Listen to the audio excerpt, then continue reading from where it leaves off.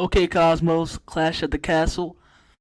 The first match of the official card, Clash at the Castle, is Bianca Belair, ASUKA, and Alexa Bliss versus The Control.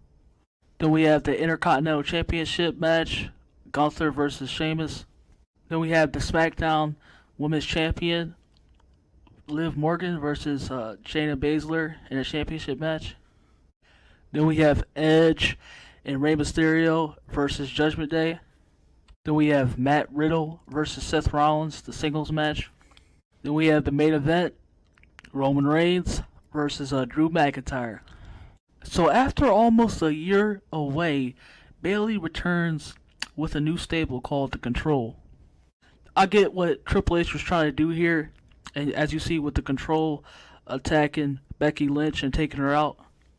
But, it's not really new or original to me. It's pretty generic.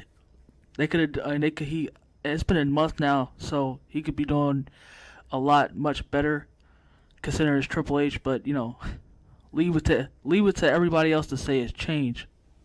I know I can't be the only one, but most likely you are. But I have been noticing a few legends have been returning. So, but like I said, leave it up to everybody else to say that Triple H is bringing change.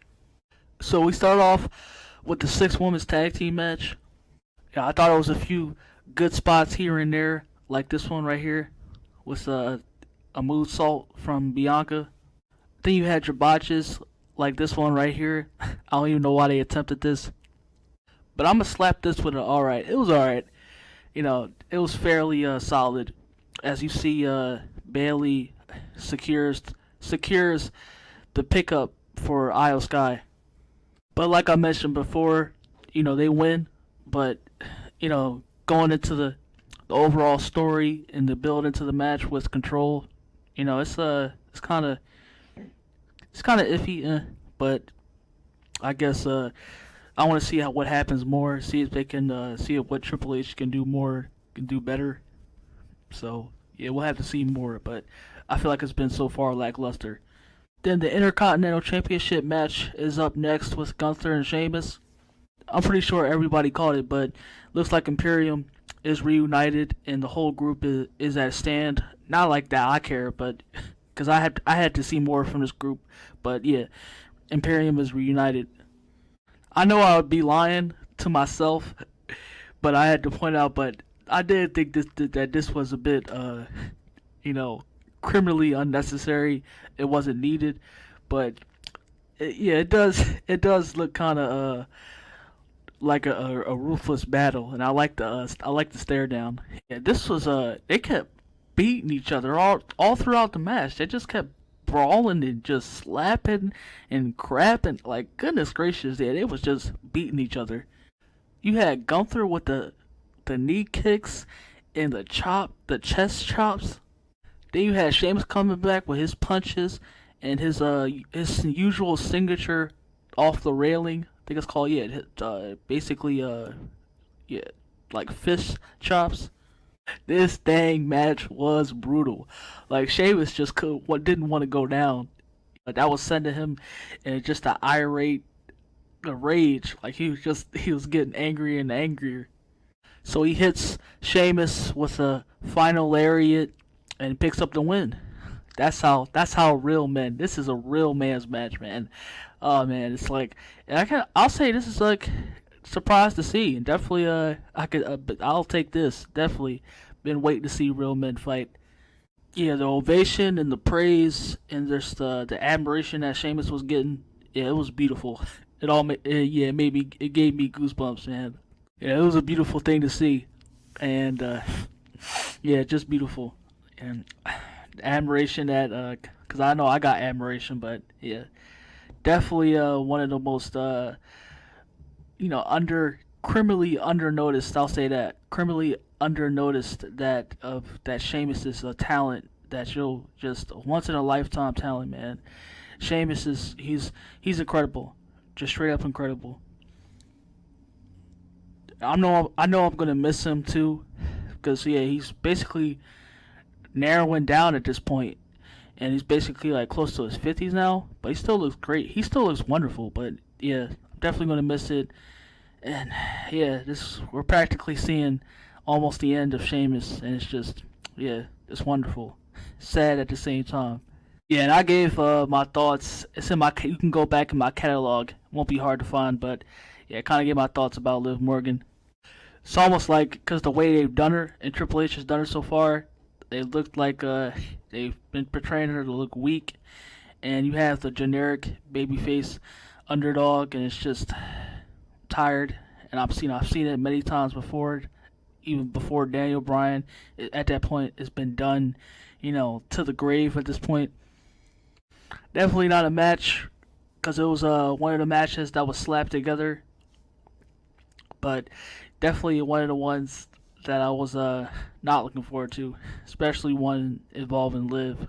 But this match is next. Liv Morgan and Shayna Baszler for the SmackDown Women's Championship.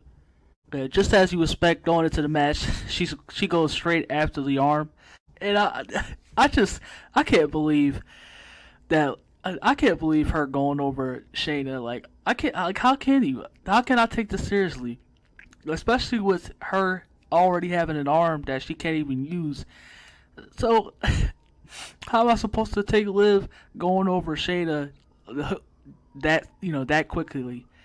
But she picks up the match, and but Liv Morgan picks up the match, and yeah, she runs away with the victory. But I know they've been trying. Triple H has been trying to repair, because at first they starting from SummerSlam, they made her look really weak, and almost like it was almost like the crowd was going to turn against her because of what happened. And yeah, I think I don't know if they're doing it really slow and turning her heel, but we'd probably have to see more going down the line. But yeah, I think the whole jumble of her, is she gonna babyface? Is she gonna stay babyface or go heel? That is a bit really tiresome, and it makes zero sense. But yeah, like I said, we'll have to see. Yeah, we'll have to see. So the whole thing with Dom, they've actually been teasing this for a while now. The Mysterios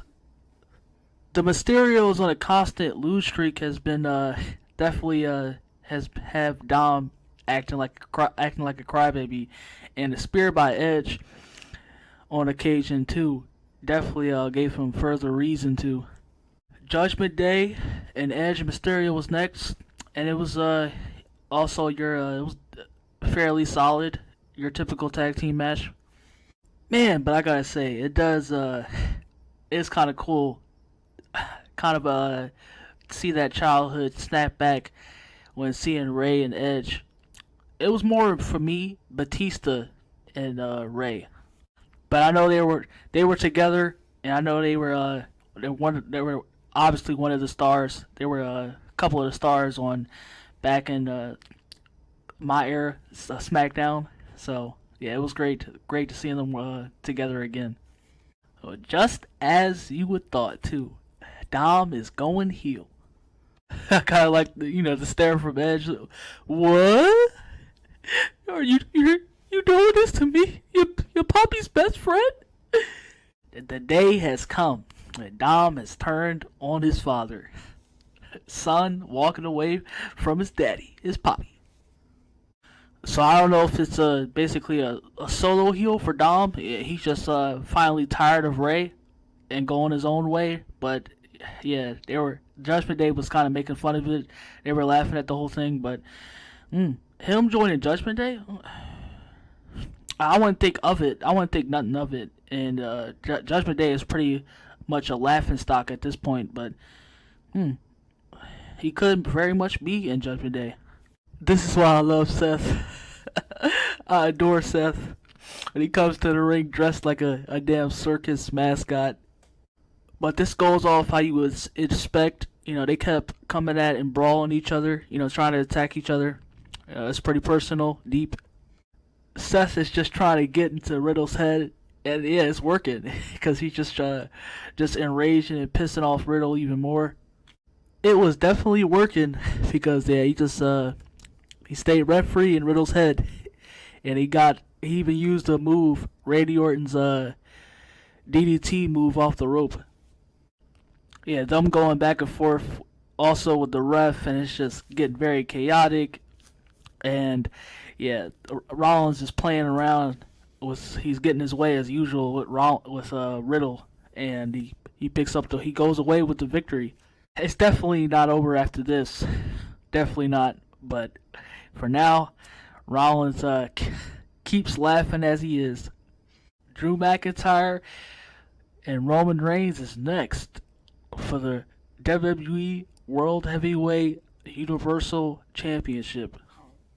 I've seen enough in a lot of matches from Roman Reigns, enough to see in my lifetime, but growing up with it, to know that it's pretty much your usual Roman Reigns match.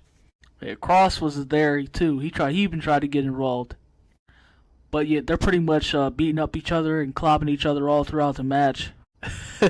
And like his moniker, Roman Reigns, he wants Drew's hometown, pretty much the UK, right? Yeah, he wants them to acknowledge him. The rumors have been true. Solo is there, and he joins the Bloodline. So Solo gives Roman that extra boost, and you know what happens next.